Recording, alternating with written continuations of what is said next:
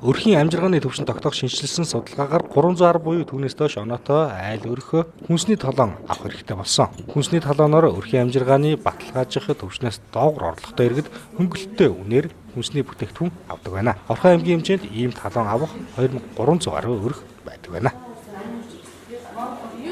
2019 оны санхүүжилт маань ер нь нийт Орхон аймгийн хэмжээнд ер нь бол 2325 өрхийн 11400 гаруй өрх хамрагддаг.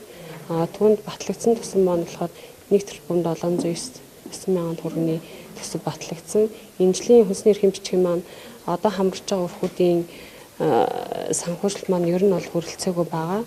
Нэлээд дутагдaltaй байгаа гэсэн үг. Тэгэхээр нэмж өрх хамруулна гэсэн ойлголт ерөнхийдөө ер нь бол энэ жилийн хувьд бол хомс байгаа. Иргэжлээ сарын энэ 3 жилд явагдана гэсэн өрхийн хэмжээний түвшин тогтоох судалгаа маань энэ жилийн сүүлээр явагдаад шинжилсэн аргачлалаар явагдаад иргэжлээс төсөн мөнгө маань яаж батлагдана тэрүүгээрээ хүмүүс хамрагдах боломж нь аль хэр байх нь гэдгийг судалж иж тогтоох боломжтой. Энэ жилийн хувьд бол ерөнхийдөө нэмж өрх хамруулна гэдэг ойлголт бол байхгүй.